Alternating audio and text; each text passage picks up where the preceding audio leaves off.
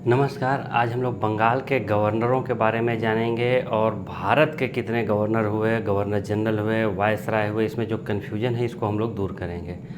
बहुत बार एग्ज़ामों में ये सवाल पूछे जाते हैं और अगर इनमें अंतर न पता हो तो काफ़ी समस्याएं होती है और बड़ा इम्पोर्टेंट इनका नंबर होता है और क्वेश्चन बहुत ईजी होते हैं, लेकिन जब इनमें कन्फ्यूजन दूर नहीं होता है तो हमेशा आए दिन ये हमें एग्ज़ामों में परेशान करते हैं। तो आज हम लोग अच्छे तरह से गवर्नर, बंगाल के गवर्नर, गवर्नर जनरल और वायसराय में अंतर को समझेंगे। तो सबसे पहले हमें ये समझना है कि जब मुग़लों का पतन होने लगा तो जो बंगाल के जो उनके सूबेदार हुआ करते थे उन्होंने अपने आप को स्वतंत्र कर लिया। उसके बाद बंगाल काफ़ी समृद्ध हो गया।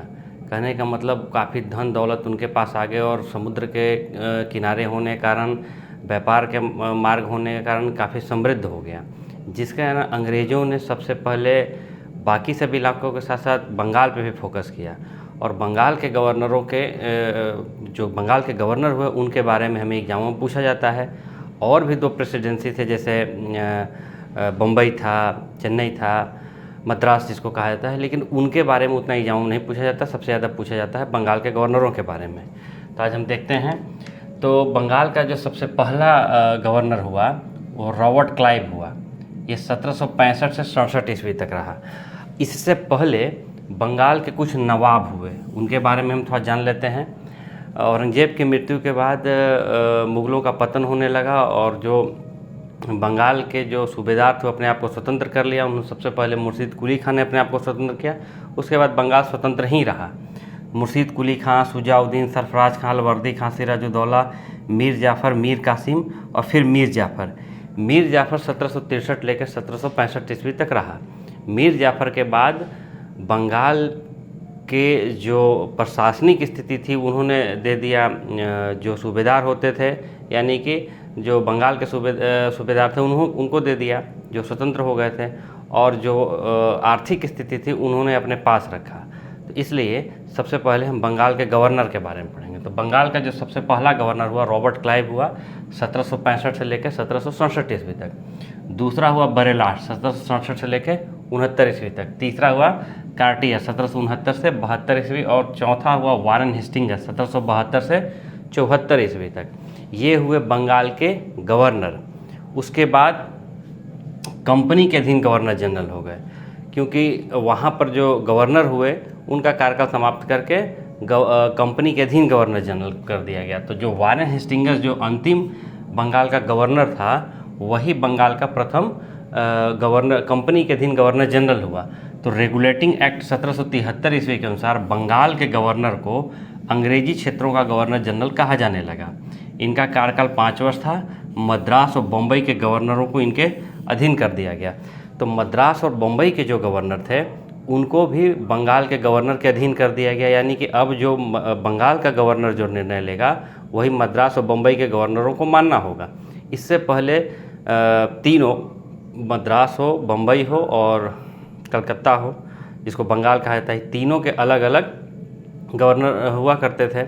इन तीनों को मिला के, यानी कि बाकी दोनों को मिला के बंगाल के गवर्नर के अधीन कर दिया गया। तो वही कंपनी के अधीन गवर्नर जनरल हुआ। और भारत में प्रशासनिक स्थिति को बनाए रखने के लिए इंग्लैंड की सरकार ने रेगुलेटिंग एक्ट लाया था। रेगुलेटिंग एक्ट के ही द्वारा इसी में प्रावधान किया गया था कि अब जो बंगाल का जो गवर्नर है उसको अंग्रेजी क्षेत्र का, यानी कि पूरी तरह से उस समय भारत पे कब्जा अंग्रेजों का नहीं हो सका था, कुछ कुछ क्षेत्रों पे था, तो अंग्रेजी क्षेत्रों का गवर्नर जनरल कहा जाएगा, कंपनी के अधीन होंगे। तो भारत में कंपनी के अधीन प्रथम गवर्नर जनरल वारेन हेस्टिंग्स हुआ 1774 से लेकर 75, यानी कि जो अंतिम गवर्नर हुआ बंगाल का वही कंपनी के अधीन गवर्नर जनरल भी हो गया। लगभग 15 गवर्नर जनरल हुए, यानी कि कंपनी के अधीन 15 गवर्नर जनरल हुए। उसके बाद 1857 के क्रांति के बाद 1858 का भारत शासन अधिनियम के बाद कंपनी के शासन से लेकर ब्रिटिश क्राउन के अधीन कर दिया गया। तो जब 1857 की क्रांति हो गई तो इंग्लैंड की सरकार ने सोचा कि अब कंपनी से ये भारत का प्रशासन नहीं संभलेगा, इसलिए इसे हम अपने अधीन करते हैं। यानी कि वहाँ की, जैसे भारत में राष्ट्रपति होते हैं उस तरह से इंग्लैंड में वहाँ की महारानी होती हैं या राजा होते हैं, तो उनके अधीन कर दिया गया, जिसे ब्रिटिश क्राउन के अधीन कर दिया गया। तो जब ब्रिटिश क्राउन के अधीन कर दिया गया, उसके बाद एक और अमेंडमेंट हुआ, संशोधन हुआ, जिसे 1858 का भारत शासन अधिनियम कहा गया। जैसे 1773 का रेगुलेटिंग एक्ट हुआ था, उसी तरह से 1858 का भारत शासन अधिनियम आया। इसके द्वारा भारत के गवर्नर जनरल का नाम बदलकर वायसराय कर दिया गया। केवल पद बदला, व्यक्ति वहीं पर था, बस उसका, जैसे पहले देखिए यहाँ पर है बंगाल का गवर्नर, तो जब अंतिम बंगाल का गवर्नर हुआ वारेन हेस्टिंग्स, इस व्यक्ति के रहते पद बदल गया, तो पद का नाम जब बदला तो व्यक्ति वही था और वही व्यक्ति दूसरे नाम से जाना जाने लगा। यही स्थिति यहाँ पे हुई कि भारत के गवर्नर जनरल का नाम बदलकर वायसराय कर दिया गया। इस समय के गवर्नर जनरल लॉर्ड कैनिंग को अंतिम गवर्नर जनरल एवं प्रथम वायसराय कहा जाने लगा। जो अंतिम गवर्नर हुए यानी कि गवर्नर जनरल हुए, वही जो है अंतिम वायसराय, प्रथम वायसराय और अंतिम गवर्नर जनरल हो गए। यानी कौन? Lord Canning. लॉर्ड कैनिंग के समय ही 1857 की क्रांति भारत में हुई थी। उसके बाद फिर लगातार चलते रहा। कब तक चला? अंतिम वायसराय लॉर्ड माउंटबेटन स्वतंत्र भारत के प्रथम गवर्नर जनरल, यानी कि जब भारत आज़ाद हुआ उस समय तक भारत में वायसराय हुए, और जब आज़ादी के बाद वायसराय का पद को समाप्त कर दिया गया, क्योंकि वो इंग्लैंड के अधीन ही था, और जब वो पद रह जाता तो भारत स्वतंत्र नहीं माना जाता। तो उस पद को समाप्त करके लॉर्ड माउंटबेटन को स्वतंत्र भारत का प्रथम गवर्नर जनरल कहा गया।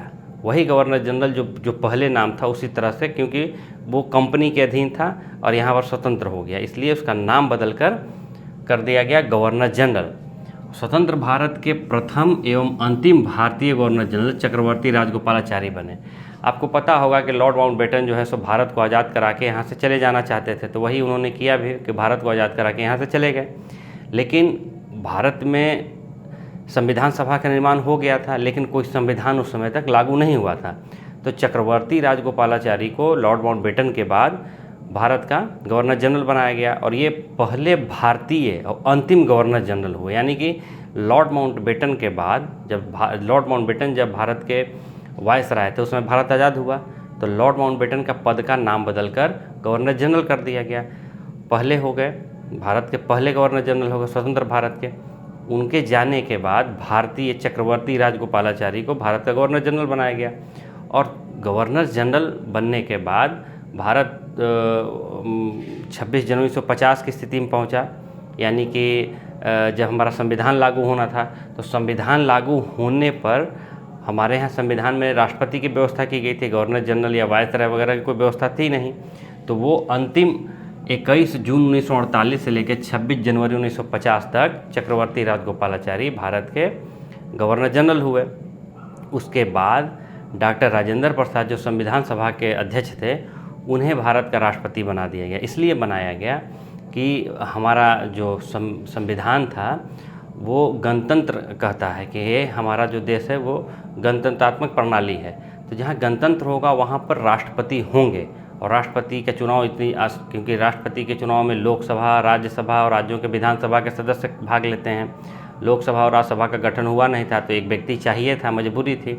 इसलिए संविधान सभा के अध्यक्ष डॉक्टर राजेंद्र प्रसाद को भारत का राष्ट्रपति बना दिया गया, और वो 26 जनवरी 1950 से लेकर 1952 तक भारत के ऑफिशियल राष्ट्रपति रहे। उसके बाद जब दोबारा जब लोकसभा और राज्यसभा का गठन हो गया, तो राष्ट्रपति का विधिवत चुनाव किया गया और वो फिर से चुन के आ गए।